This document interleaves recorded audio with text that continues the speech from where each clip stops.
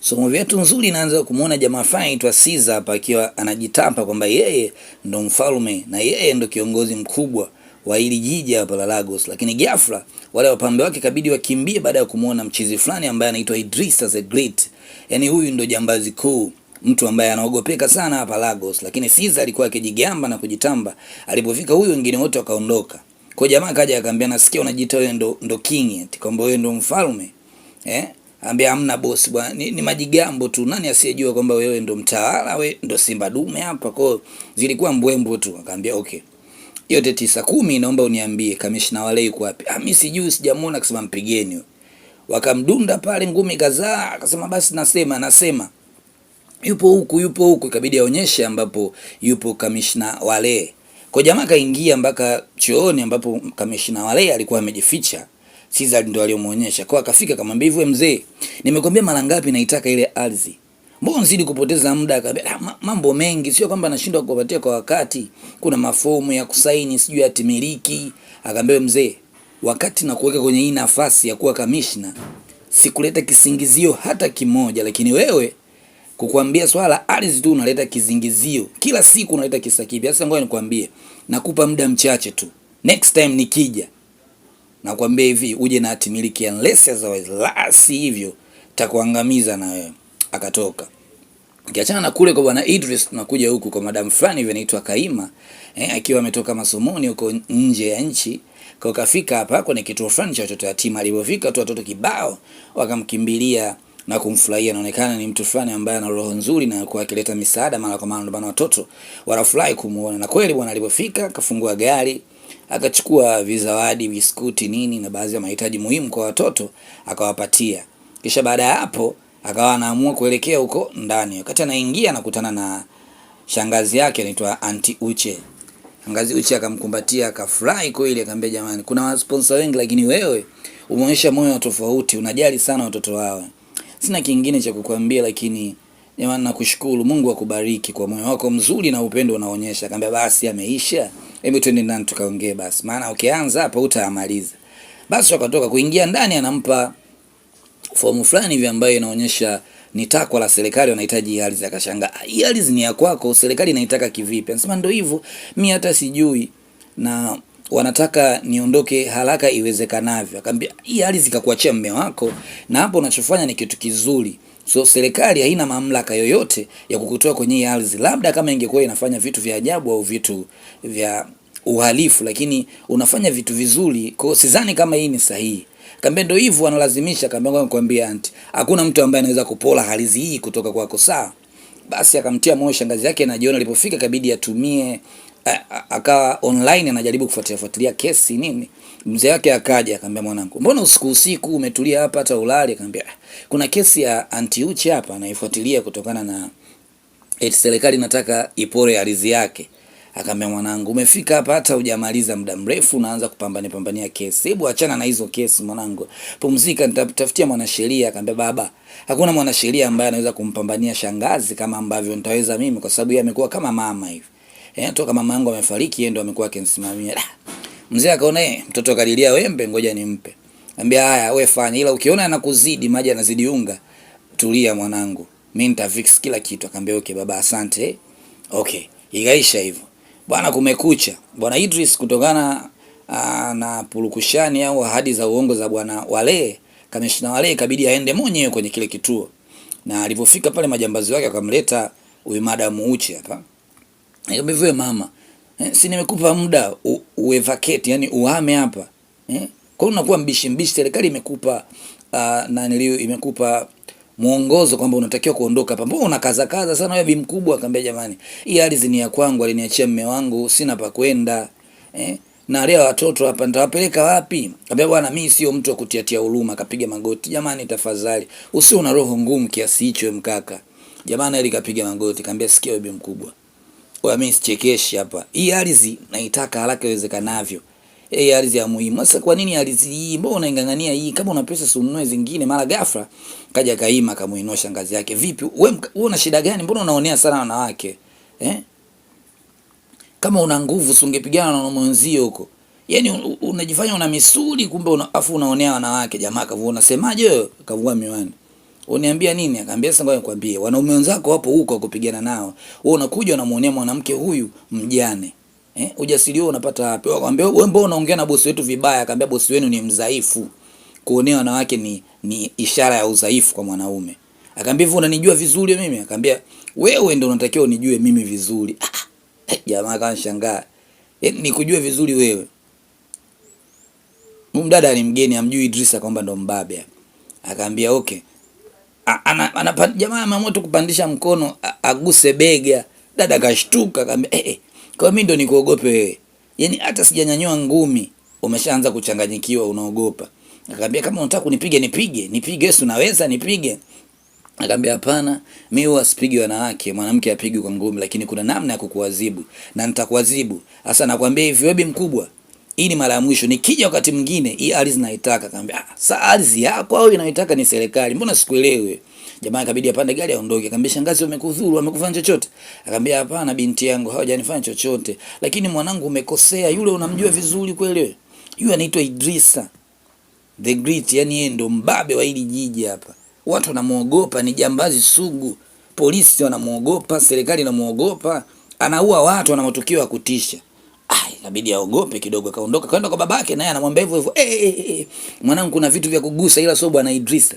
Yule ni jamani hatari, anaweza kukusambaratisha haraka sana. Mambo yetu yote yakaharibika. Akamwambia baba, yule nitakiwa afundishwe. Akamwambia kwa hiyo nafikiri wewe ndio mtu wa kumfundisha, si ndio? Akamwambia kumbe nyinyi wote unamuogopa. Shangazi unamuogopa, naona muogopa. Sasa ngoja mimi nimuonyeshe. Wewe mbona kiburi sana wewe? Ndio hivyo binti. Aogopi, amesoma sheria. Bwana Idrisa na yeye amechanganyikiwa, anaongea na mwanasheria wake, anambia bwana yule madam naona anazidi kupiga hatua, amepeleka kesi mahakamani. Akamwambia kumbe ni mwanasheria ndio maana ana ujasiri vile. Akamwambia ndio, kasomea nchi za nje.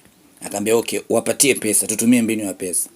Okay, ikabidi wakutane, waweke mkutano ili aongee, bwana mimi nanunua hii ardhi kwa pesa nyingi sana ili tuachane na migogoro. Akamwambia bosi wako ni mwizi, kama ana pesa si anunue ardhi nyingine, kwa nini anang'ang'ania hii? Akamwambia mimi naitaka hii. Hii ni yako au ni ya serikali? Mbona sikuelewi? Akamwambia mimi ndo serikali, kwa hiyo mimi ndo ninaitaka. Akamwambia basi tuonane mahakamani. Akakataa ofa, akawatupia ile ombi lao pale, akaondoka. Wakati hapo kwenye gari anamwambia hivi wanaume wengine hawajitambui. Ametumia nguvu, ameshindwa, sasa hizi anataka kutumia pesa. Si unaona kabisa huyu ana dhamira mbaya. Akamwambia lakini mimi sijali kuhusu hicho. Mimi najali kuna namna ambavyo alikuwa anakuangalia. Ameniangaliaje? Yaani amekuangalia kwa jicho fulani hivi na hisi amevutiwa na wewe. Shangazi na wewe mambo yako mimi siwezi kukubali kuwa na ile takataka, sawa? Wakashana hivyo. Huku yule yuko na shangazi yake, huku bwana Idris na mwanasheria wake. Mwanasheria wake anamwambia, boss bwana, mimi nafikiri tufanye namna nyingine au vipi? Tutumie nguvu au tukubali twende mahakamani kwa sababu una connection. Kila kitu tutafix, kitakuwa fresh. Akamwambia mpigie simu. Kampigia simu, amegoma kukutana naye. Akamwambia okay, nipatie namba yake ya simu niongee naye mimi mwenyewe. Kwa akapewa namba ya simu, akampigia. Na kweli bwana simu ikaita. Simu kuita, ameweka sikio nayo, mambo vipi? Poa. Akamwambia naomba tukutane tuweke mkutano. Kwani wewe nani? Akamwambia najua unanifahamu. Akamwambia bwana kama hujitambulishi mimi nakata simu. Akamwambia basi naitwa Idrisa bwana. Tukutane ili tujadili kuhusiana na ile issue ya ardhi. Akamwambia wewe, tumeshakwambia tutakutana mahakamani, sitaki kuongea na wewe. Kakata simu. Yaani bwana Idris kukatiwa simu kwa jinsi alivyokuwa mbabe na mkorofi inamuumiza, yani anaona kama amedharaulika sana. Mwanasheria yake akamwambia boss wewe ni mkatili, unatumiaga nguvu. Situmie tu nguvu hiyo tunaifix chap chapu. Lakini jamaa hataki kutumia nguvu kwenye hii kesi. Siku ya pili akaenda kule kwa ule shangazi Uche. Kapaki gari lake pale, Uche kampigia simu Kaima kwamba wamekuja tena. Kwa Kaima mkuu amekuja. Shangazi wamekufanya chochote? Akamwambia hamna, hata hawajanigusa, lakini Idris amsisitiza sana anataka kuona. Kumbe bwana Idris alikuwa ndani ya gari hapo. Kwa hiyo kashuka kwenye gari. Akamwambia sasa na umeniita mimi kumbe ili nikutane na huyu. Akamwambia msikilize bwana, acha kuja hapa. Mimi ananitisha. Akamwambia shangazi. Akamwambia okay, una shida gani au unataka kuniua kama unavyoua watu wengine? Akamwambia mbona uniona mimi na roho ngumu? Ndio, wewe una roho ngumu, una makesi kibao na unaua sana watu. Kwa hiyo nafikiri na mimi unataka kuniua. Akamwambia bwana mimi sina roho ngumu ya kuua watu kiasi hicho. Akamwambia wewe umeniitia nini? Tuongee. Tuongee wapi? Kwenye gari langu. Yaani uniweke kwenye gari lako ili majambazi wako waniteke. Akamwambia hamna, mimi siwezi kufanya kitu kama hicho. Ndakuaminije? Shangazi yako shahidi. shangazi yako ndo bondi yangu. Akamwambia sasa shangazi, naenda kwenye gari. Na dakika 15 ukisikia sijasema chochote piga simu polisi. So 15 dakika 5 tu sawa. Akamwambia okay. Wakaingia kwenye gari. Kuingia kwenye gari bwana Idris na ujambazi wake wote, kumbe domo zege amekaa tu anashindwa hata kuongea. Mdada ikabidi aanze kuongea. Hivi ndani umeniitia nini cha msingi? Akamwambia usije ukajifanya eti tunataka kuomba tutoke date sijui out na nini kama movie za Korea. Hapana, haitawezekana. Akamwambia unafikiri mimi naweza kuomba date wewe? Akamwambia okay, sasa kilichokufanya niite ni nini? Akamwambia hamna, nimependa namna ambavyo unaongea, mkali, una ujasiri, mtu fulani hivi ambaye huwezi kuyumbishwa na maneno ya watu, huogopi na vitu kama hivyo. Ndio vitu ambavyo vimenivutia. Na kitu kingine ni kwamba na hizi kesi kadhaa hapa, nahitaji wewe unisimamie kama mwanasheria wangu, sawa? Sababu mwanasheria wangu ameshindwa kuzisimamia vizuri, kwa nahitaji wewe ndo uwe msimamizi wa hizi kesi. Akamwambia kwanza, siwezi kusimamia kesi zako. Afu pili, mimi na wewe tuna kesi ambayo inahusu ardhi ya kusimamia. Akamwambia nitakulipa pesa nzuri. Akamwambia hivi uniona na njaa au unafikiri mimi na shida na pesa? Akamwambia hamna, sijamaanisha hivyo. Akamtupia zile fomu zake, sijui kesi zake, kisha akaondoka. Bwana Idris alimuuma kweli. Je, kukataliwa watu wanamuogopa, lakini kwa hiyo binti imekuwa tofauti kidogo. Akaamua kumfuata mpaka nyumbani kwake. Ile anafika tu mshikaji anamwambia hivi umenifuata mpaka nyumbani unataka nini? Kijakazi akaanza, wewe vipi, mbona unafoka sana unamuongelea bosi wetu vibaya? Akamwambia na wewe umetingwa. Huyu bosi wenu king'ang'anizi, mimi sitaki kufanya naye kazi. Wakati wanaibishana kuna mtu akataka kumgonga gari kwa makusudi, lakini bahati nzuri bwana Idris akamuwahi kumuokoa. Akamwambia kimbiza hilo gari na uje na plate number hapa. Na baada hapo akawa anamuuliza binti, unaendeleaje, uko vizuri? Kuna shida yote hapo? Binti anasikia tunzi nyenzi kichwani, asikii lolote la kuambiwa. Kavurugo. Unafikiri ni nani ambaye alikuwa anataka kumuua binti huyu kwa makusudi? Baada ya Kaima kukoswa na ajali ya gari amechanganyikiwa. Kwa jamaa akawa anauliza gari lako umepaki wapi? Nimepaki kule. Hapo bado akiwa na mawenge, unajua amenusurika kufa. Basi jamaa ikabidi amchukue moja kwa moja ampakize kwenye gari lake kisha ampeleke mpaka nyumbani. Wakati amefika nyumbani kwa kina Kaima, anajaribu kumsimamia kwa upande wa pili hivi amsaidie, maana hawezi hata kutembea, kavurugwa. Lakini anambia mimi nipo sawa, usijali. Jamaa akaona hapana, huyu hayuko sawa, anajifanyisha tu anaona aibu. Lakini jamaa kutokana na ajali akamchukua akampeleka mpaka chumbani kwake. Ile kufika chumbani dingi kaja. Wewe jambazi, umefuata nini nyumbani kwangu? Umemfanya nini binti yangu Umemfanya nini binti yangu? Sasa wewe kama unajifanya nunda, umegusa pabaya, naenda kupiga simu polisi. Jamaa akamwangalia akusema chochote, akabaki na binti. Akataka kumwangalia miguu nini, amvue viatu. Akamwambia ondoka, nashukuru kwa wema ulionifanyia, lakini baba yangu ni mkali sana kweli, naweza kapiga simu polisi hapa ikawa shida, kwa hiyo ni bora tu uondoke. Kwa hiyo jamaa wakati anaondoka, mzee akamwambia unaenda wapi? Wewe unajifanya mwamba, baki tuone shenzwe na wale wako uje tena hapa. Afu kaja kwa binti yake, amekufanya nini mwanangu, kakuumiza? Akamwambia hapana baba, hajakufanya chochote. Ndiyo baba, hajanifanya chochote, isitoshe yeye ndo kanisaidia nusu nigongwe na gari, yeye peke yake ndo kaniokoa. Sasa na mashaka mwanangu, wewe ndo wa pekee, sina mtu mwingine, sitaki chochote kibaya kukute. Basi ikabidi wakumbatiane na binti yake. Mzee kidogo hapa anapumua kwa sababu kale ni jamani jambazi. Huku jamaa akampa oda mfanyakazi wake hakikisha wanaitafuta ile gari na plate number ili wamkamate muhusika. Wao akakubali. Huku binti akiwa amelala usingizini, mzee wake kaja kwa sababu yeye ndo mzazi pekee na huyu binti ndo mtu wake wa karibu wa pekee. Kwa kaja hapa amfunike na blanketi nini. Si unajua anamjali binti yake, katoka masomoni. Ila anamfunika na blanketi, simu inaita. Kuangalia simu anayepiga ni Idris. Idris jambazi. Mzee akaona kuda deki. Yaani ashaanza kumpigia simu na binti yangu, akaona huyu dogo anavuka mipaka. Akachukua kidole cha binti yake, akatoa hiyo fingerprint hapo. Alafu akaanza kuitafuta hiyo namba kwenye call logs, yani historia zile simu zilizopigwa. Kaitafuta Idrisa kaipata, kwa makusudi akablock. Na iblock hii kuda deki. Usijifanye unaleta mazoea kwa binti yangu. Mzee akablock, anamlinda binti yake. Binti mwenyewe piskali, najua hawezi kulinda muda wote. Huwezi kulinda kitu ambacho mtu anatembea nacho. Bwana. Binti yupo usingizini, hajaelewa kipi kimetokea. Huku bwana Idris siku ya pili imefika, kajiimu asubuhi ukweni. Dingi anakuja, wewe jambazi, umefuata nini nyumbani kwangu? Umefuata nini nyumbani kwangu bila ruhusa? Yaani nakwambia hivi, Mimi ni mtu mkubwa sana huko kanisani kwetu au kwenye hii jamii. Kwa hiyo sitaki mazoea na vijana wa ovyo ovyo. Akamwambia shikamoo mzee. Shikamoo yako ishi hapo hapo.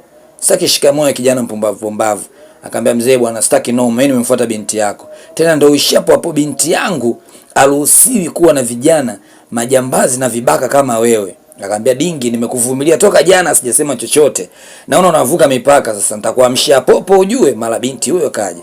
Nini kinaendelea hapo kati ya wewe baba na Idris? Akamwambia nilikuwa namfukuza huyu mshenzi wako amekufuata. Akamwambia baba, sio vizuri. Mgeni akija inabidi umpokee. Sio kwa mgeni huyu. Huyu mshenzi jambazi huyu. Jamaa wa dharau akamwacha dingi akaenda kwa binti yake. Akamwambia nilikuwa nimekupigia sana hujapokea simu zangu. Nini shida? Umeniblock. Akamwambia sijakublock dingi. Akasema mimi ndo nimekublock kwa sababu sitaki vijana kama wewe umzoezoe binti yangu. Tena nakwambia hivi, toka nyumbani kwangu. Umesikia wewe boya? Mzee anampiga mkwala. Binti anashangaa, jamani baba. Huku bwana Siza kumbe yeye ndio alitaka kumgonga yule binti na gari lakini akamkosa kwa sababu Idris alimsaidia. Kwa hapa kaja akamwambia bosi, tumemkosa lakini nipe nafasi nyingine, mimi nitakisha namaliza kazi kila kitu. O Mr. Walie au Commissioner Walie kabidi amruhusu tu afanye anachokiweza. Huko binti anamlaumu. Usije nyumbani kwangu. Kwa nini unakuja mpaka nyumbani unamkwaza baba yangu? Kwa nini tusiongee tu kwenye simu umeni block? Kamba basi usije tena hapa, tutajua pa kukutana. Kamba kama unataka nisije hapa na shelter moja. Twende date, twende out. Yaani mimi niende out na wewe? Kamba ndio, twende out tu one time hivi. Aisha kamba hiyo yani nikienda out na wewe hakikisha unaacha nyumba ya shangazi niliu. Ile ardhi ya shangazi yangu uifuatilie tena. Akamwambia hiyo itakuwa ngumu. Siwezi kuifuatia kwa sababu kuiacha kwa sababu ni ya muhimu, lakini ukienda date na mimi nitakupa sababu kwa nini nang'ang'ania ile ardhi. Okay, basi binti ikabidi akubali date ili akapewa sababu kwa nini mshikaji anang'ang'ania ile ardhi ya Aunti Uche. Yaani siku iliyofuata dada akabeba kama yalivyo akapeleka kwa Aunti Uche. Akamwambia yule mkaka, sikaja bwana kanifuata anaomba date yule jambazi. Akamwambia mimi nilijua tu kwa ile siku alivyokuwa anakutazama na kuangalia. Nikajua tu yajayo anafurahisha. Akamwambia shangazi, yule ni kibaka, usisahau kama ni adui anataka kupora ardhi yako. Akamwambia najua, lakini kwa upande wa pili inaonekana ni mtu fulani hivi kama anajali hivi, ila anakupenda bwana. Wewe nenda akamsikilize, alafu atakachokwambia uniambie. Basi akatoka na mshikaji on time amekuja. Kamfuata mrembo kavaa full white na black stripe na mistari meusi. Amwangalia mrembo pale amepiga naye story, mrembo kamwambia umependeza. Na akamwambia wewe ni mrembo. Akamwambia okay, tusipoteze muda, panda kwenye ndinga nikupeleke location ambapo nimepanga leo tukutane kwa ajili ya date ya mama ongezi yetu. Basi bwana jamaa akamfungulia mlango mrembo, akamuingiza kwenye gari na akapanda zake ndinga, ndio wakafika hiyo sehemu. Walipofika ile wameanza kunywa vinywaji, akamuuliza kwa nini unaing'ang'ania ardhi ya shangazi yangu? Akamwambia ile ardhi ilikuwa ni wazee wangu walikuwa kilima pale na walikuwa kiishi pale, lakini serikali ikaja ikachukua kwa mabavu. Afu ikaacha wazazi wangu bila chochote kitu, lakini na mjomba wako ambaye ni mume wa Aunti Uche aliyefariki akaja akawa ameinunua, na hivyo nikawa nimekula kiapo kwa baba yangu kwamba lazima nitakuja nirudishe ile ardhi, na ndio maana naing'ang'ania. Akasema kumbe wakati naongea haya Siza yuko pembeni anafuatilia mwanzo mwisho, unajua yuko kwenye mission Lakini binti akamwambia sikia, nimesikitishwa na story yako, lakini ukweli ni kwamba ile ardhi ni ya aunti yangu na sitaacha kuikomalia, kwa hiyo usitegemee utaipata kirahisi.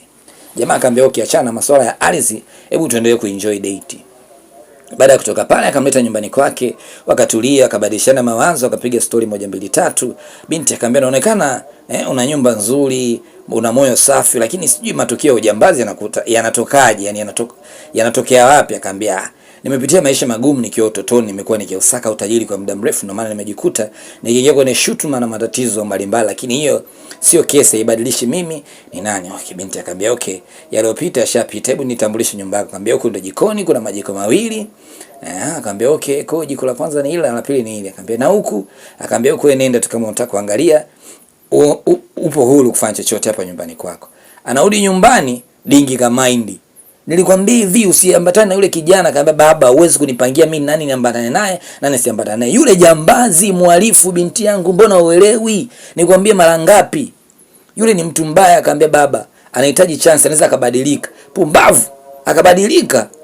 Afu acha kunijibisha, nishakwambia hivi, hii ndio mwisho, marufuku kuongea na yule kijana, marufuku kukutana na yule kijana. Period. Imeisha, usinipande kichwani shenzi. Binti akashangaa, jamani baba akawa mbogo. Kweli dingi kama indi hana masiara. Wamekaa jioni wanakula chakula, mara Idris anapiga. Dada akaona simu, anapokea, mzee kamkata jicho hilo. Bonge la jicho kama mzee mwogo mchungu. Binti kabidi urudishe vidole taratibu, akaona hapa kweli dingi kamaanisha kweli hataki. Basi bwana, wakawa wanaendelea kula chakula, dingi kauzu, dingi kakaza. Mshikaji kapiga simu, kapiga, binti apokei. Kabidi binti atoke nyumbani kwake aende kwa mshikaji. Akamwambia Idris, usinipigie simu mara kwa mara. Akamwambia mimi nakupigia muda mrefu upokei. Kwa nini? Akamwambia kwa sababu mimi na wewe hatutakiwi hata kuongea kwa sababu tuna kesi. Kwa hiyo ndio uwe na mipaka kidogo. Baba yangu pia hakupendi, mara kambusu. Jambazi alijua hata kutongoza. Akamwambia unachofanya unakosea, unajua. Huwezi kumbusu mtu bila ridhaa yake. Hapa vipi? Kamshika kiuno. Yani haitakiwi hivyo. Unajua mimi mwanasheria apigwe busu, kamlamba bonge la kisi. Binti naye akalipokea vizuri kwa sababu ilikuwa tamu. Naye akabidi ampatie. Ile kidogo kidogo mara kitandani. Ukiona kitanda kimevurugika hivyo jue tayari ishakufa jitu hapo. Na kweli binti anaamka hapo tayari ashapata changuruwe kimoja. Basi anajiandaa mwenyewe hapo ili aondoke sasa. Tayari mshikaji kasha enjoy kala tunda la mti wa kati. Kaja kamkumbatia, akamwambia ngoja kwanza. Unajua tunachokifanya tunakosea. Yaani mahakama haitaki kujua kama sisi tumeshare kitanda kimoja, wataharibu ile kesi. Na nikwambie sisi kuwa wawili hivi haimaanishi kwamba ile kesi au ya ardhi ya shangazi yangu kwamba ndio imeisha. Hapana. Kila kitu kinaendelea kama kilivyokuwa. Akamwambia bwana, achana na mambo ya kesi. Mbona unapenda kuongelea kuhusu kesi? Tuongelee mimi na wewe. Akamwambia mimi na wewe kuhusu, kampiga kesi nyingine. Dada akamwangalia akaona kaka achi. Nikajambaze lakini upande wa pili kumbe ni soft. Basi ikabidi dada ampe mtoto kaulilia wembe. Baada ya kumpatia wakalala tena round 2.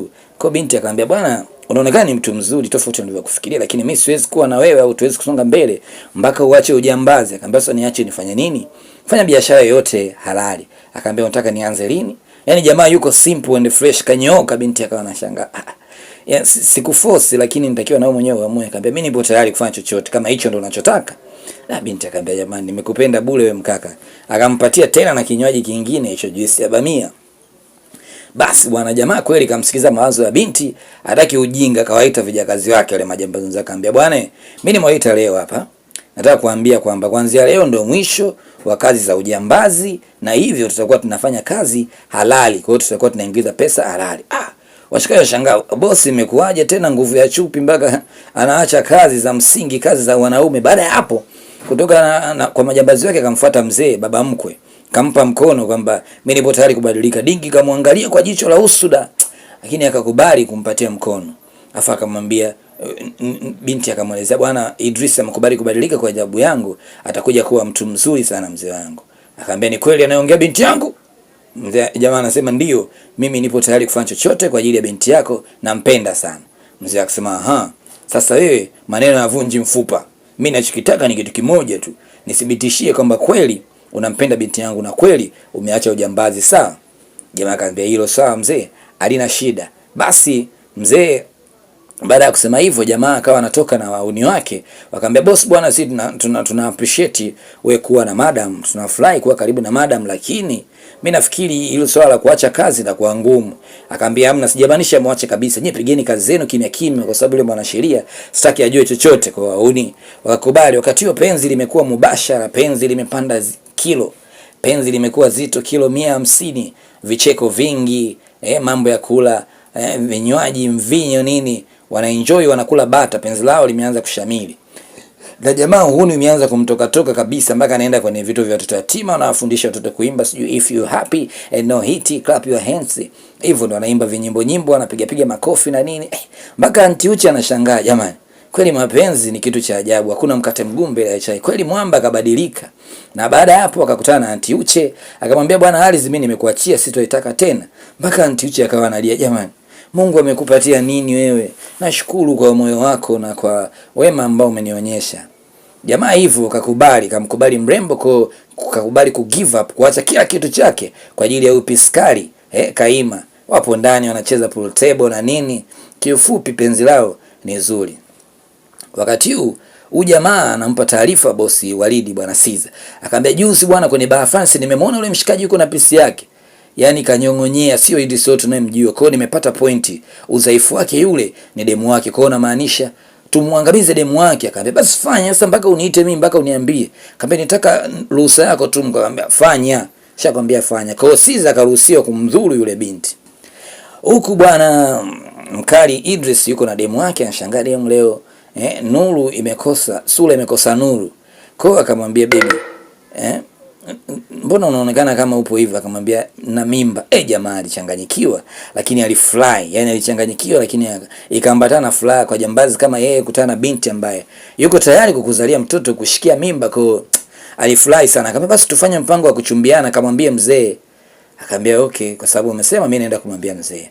Basi binti akafurahi, akachukua simu akampigia shosti yake, akamwambia muda so mrefu hapa tayari nakwambia nachumbiwa.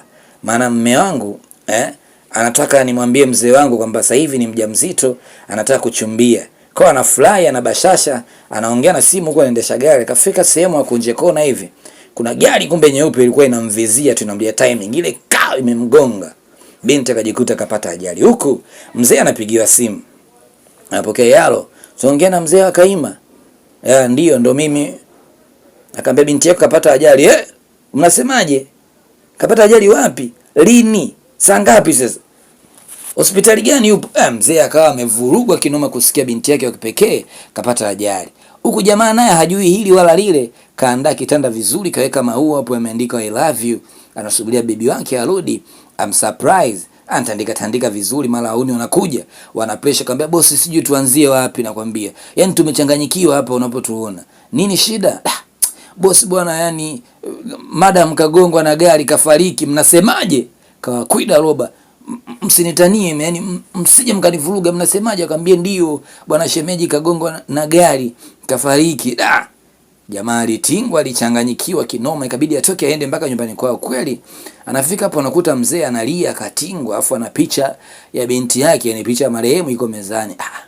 Yani jamaa amini macho yake, kwa sababu jana tu katoka kumwambia mjamzito, lakini sasa hivi anaambiwa amefariki dunia. Yani kashikwa na kapigwa na butwa, kavurugwa, na anakuja mzee anamlaumu, wewe toka, umekuja kwenye maisha binti yangu, wewe umeleta mikosi, toka nyumbani kwangu, toka. Kamfukuza jamaa kwa hasira. Jamaa karudi ghetto, analia vibaya mno, kavurugwa, amini macho yake, kwa sababu ilikuwa ndo mwanamke ambaye amekubali kumzalia mtoto, mwanamke ambaye kampenda na alikubali kuacha kila kitu kwa ajili yake, ujambazi, kazi za kiuni, hadi ile ardhi ya wazazi wake. Afu anashangaa eti leo ghafla tu from nowhere eti anakufa eti. Jamaa akawa amelia, amechanganyikiwa, yani mito na mashuka ilikoma sana hiki kipindi. Jamaa alipitia wakati mgumu, akilala machozi yanabubujika, hasa akikumbuka zile kumbukumbu wakati wana kiss, wakati wako pamoja kitandani. Aisee, leo ilimuuma sana. Huku bwana Caesar anafurahia ushindi baada ya kumkomoa bwana Idris. Wanacheza, wana enjoy, wanakula zao mvinyo, mara ghafla kundi la mshikaji limekuja limenyakua chupa hapo. Bonda kinoma bwana Caesar, piga vibaya mno, wale wengine wote wakatoweka, wakakimbia, wakampiga bwana Caesar vikali mno, kufidia kila hatua ambayo wamesababisha bosi wao apitie. Kwa wakamwadhibu mshikaji na wakafanikisha kumtokomeza. Huku bosi katingo kavurugwa, yupo kitandani anaongea peke yake, lakini yeye anaongea na Kaima, na Kaima anazidi anampa moyo, baby kula chakula nini, komaa kwa ajili yetu sisi sote, mimi na mtoto. Yeye ndo anamuona, lakini hao wengine washangaa, bosi mbona anaongea peke yake? Aisee, kweli bosi kavurugwa. Na kweli jamaa kavurugwa, lakini muda sio mrefu jamaa ikabidi aachane na majonzi, akawatumia hawa vijakazi wake wote milioni 10 kwenye simu, akawa wamevurugwa, wamefly, wanachanganyikiwa. Akamwambia hiyo ni pesa ya mwisho kuwapatia, kwa sababu kuanzia leo mimi nataka niende sehemu za mbali ili nikajitoe kwenye hili dimbwi la mawazo. Kwa nyinyi takiwa mjitegemee. Down ukapiga magoti, boss bwana sio sawa, tunajua unapitia wakati mgumu, lakini usituache bwana, sisi tumekuzoea, wewe ndo chafu yetu, wewe ndo damu yetu. Lakini jamaa alikaza. Baada ya hapo akaenda kwenye kituo cha watoto yatima, pia nako akatoa msaada wa cheki ya milioni 10 kwenye hiki kituo. Madam anaangalia nakuta cheki ya milioni 10. Mshikaji baada ya kutoa akaondoka. Katoka kwa hiyo kawaacha washikaji zake, kawapatia pesa pale kwa watoto yatima, akaacha pesa, kisha akatoka akasafiri. Yani hapo akawa anaenda airport ili aondoke kidogo, ayapuke ya majonzi. Kila akikumbuka kuhusiana na mpenzi wake Kaima, basi mchizi anavurugwa. Kwa hiyo akaondoka akaenda mbali. Baada ya mwaka mmoja baadaye, mshikaji ndo akarudi sasa kutoka huko aliko, akarudi mjini Lagos. Kwa hiyo kafika pale, vijakazi wake ambao wawili walikuwa wanakaa bado kwenye ile nyumba, wakaja kumpokea bosi wao. Bosi sasa hivi kashabadilika, hana stress, kachangamka. Yeye anaingia ndani, wauni wamefurahi, wanashangwa kumuona. Da bosi, umerudi hatimaye, sasa tulikumisi sana. Unajue bila wewe mambo yalikuwa yaendi kabisa. Akamkumbatia nini, walifly of course, walienjoy. Na jamaa baada ya kukutana na marafiki zake, kuhug nao nini, kumkaribisha nyumbani, akaenda kwenye kile kituo cha watoto yatima. Anti Uche kumuona akashtuka na ngombe akashangaa, jamani wao, karibu. Umepotea jamani, umechukua muda mrefu. Akamwambia usijali, ndo nimerudi. Nimerudi lini? Akamwambia nimerudi jana. Akamwambia okay, karibu, jisikie kwa nyumbani. Akamwambia ndio. Nashukuru, lakini raundi hii nimekuja bwana na ombi moja, ningependa niwekeze hapa, niwe kama miongoni mwa sponsor kwenye hichi kituo chako. Nafikiri Kaima atafurahi huko mbele za haki aliko. Basi shangazi akakubali, jamaa akawa anajitoa, anacheza mpira na hawa majanki nini watoto, anawafariji. Jamaa ameamua kubadilika, kaacha matukio ya ujambazi kabisa na kawa mtu mzuri. Kwa ana share moment, wakati wake mwingi anapoteza kwenye hiki kituo ili ajipatie furaha pamoja na hawa watoto ambao hawana wazazi. Sasa siku moja kwenye pilika zake anatoka kwenye hoteli fulani hivi, aamini macho yake kitu ambacho anakiona mbele ya uso wake. Na uwezi kuamini bwana, anayemuona eti ni Kaima. Na Kaima anamwambia usijali baby, mimi sio mzuka, mimi ni Kaima mwenyewe really. Sikufa kwenye ile ajali, nilipona. Mshikaji kashangaa, yani kapaga, aamini macho yake. Kama ni Kaima alikuwa wapi siku zote yeye wakati anateseka? Jamaa alimind vibaya mno. Kaima kila kitaka kumsogelea jamaa anamwambia usinisogelee. Toka. Akamwambia jamani baby, nakuelezea kila kitu, nini kilitokea. Ni mzee wangu alinifungia, alikuwa hataki niathirike zaidi kwa sababu alikuwa anaamini watu wanaonifuatilia wataniua. Jamaa akawasha gari akaondoka kwa hasira. Kaima ikawa kipengele sana kwake. Mshikaji akatoka. Baada ya hapo akaenda kwenye kituo cha watoto yatima. Kufika kule anamwambia shangazi, hivi ulikuwa unajua kama Kaima ni mzima? Shangazi naye akashikwa na butwa, ndio lakini niliambiwa nisiseme. Jamaa akaona wote wasaliti, alimind akatoka kaenda kumsimulia huyo kijakazi wake, naye akamwambia bosi, itakuwa umechanganyikiwa bwana, Kaima alishafariki na mbona walizika? Akamwambia nimemuona kwa macho yangu. Akamwambia bosi, haiwezekani, haiwezi kuwa. Yaani unataka kuniambia kwamba shemeji yupo hai, yupo hapa Nigeria, hapa Lagos? Akamwambia ndio, muda sio mrefu kafika. Kaima kaingia mpaka ndani na anamkuta mshikaji. Na kijakazi anashangaa, kweli bwana yupo. Ikabidi aondoke awapishe wazungumze. Kwa kaongea akamwambia, bwana ile siku baada ya kupata ajali mzee wangu alifadhaika sana. Nilinusurika, lakini mzee ikabidi afeki kifo changu, afeki mazishi yangu, ili mradi watu ambao walikuwa wananifuatilia waache kunifuatilia, kwa sababu mzee alijua wewe kutokana na ugomvi wako na visa vyako watu wengi wanakuwinda, na pengine mimi ndio udhaifu wako. Kwa hiyo ndio maana wakawa wananiwinda mimi. Ndio maana mzee akaamua kufanya mazishi ya uongo ili nionekane kwamba mimi nimekufa. Akamwambia kwa muda wote ulikuwa mzima, mimi nateseka, si ndio? Napitia nyakati ngumu, wewe uko mzima, yani unaniacha nahangaika muda wote. Akamwambia nisamee, mimi sikumaanisha kufanya hivyo. Nakupenda, hata mimi nimepitia wakati mgumu sana. Toka hapa, uwezi kuniambia tu umepitia wakati mgumu kama mimi. Mimi nimepitia wakati mgumu. Akamwambia sio wewe pekee yako, hata mimi nimepitia wakati mgumu, usinifokee hapa. Mimi nimelia, nimeteseka, nimeacha kila kitu. Nimeacha marafiki zangu, nimeacha kazi zangu kwa ajili yako. Akamwambia hata mimi wakati nimefungiwa huko nilikuwa ningekumisi kila wakati. Hebu angalia nilipozulika. Nimeumia, nilikuwa mjamzito, siku ambayo nakwambia na mtoto ndio siku ambayo mtoto wangu anakufa. Na mimi nanusurika kufa, nimepata ajali nzito. Wewe unafikiri mimi na wewe nani alikuwa na uchungu zaidi? Kama unaona maumivu uliopitia ni makubwa kuliko maumivu yangu mimi kumpoteza mtoto, basi sawa, wewe ndio umeshinda. Kweli wewe ndio amekuuma sana kuliko mimi. Jamaa akamwambia wewe umenikosea sana. Umenikosea sana Kaima. Nafikiri siwezi kukusamehe kamwe. Akamwacha aondoke. Lakini wakati anaondoka akamwita Kaima, hebu ngoja kwanza. Ujue ni kweli nimepitia wakati mgumu, lakini mimi pia nisamee kwa sababu sikuwepo wakati unateseka, sikuwepo wakati unahangaika. Baby, nakupenda sana. Kwa jamaa ikabidi na baby wake wasameheane kwa sababu wote walikuwa na makosa. Huyu aliendeleza shughuli zake za ujambazi na kutokana na visa vyake ndio maana binti huyu akawindwa. Lakini huyu kukaa kimya bila kumtafuta mwamba pia ilikuwa ni pigo sana. Kwa wote wana makosa, ikabidi wasameheane na huo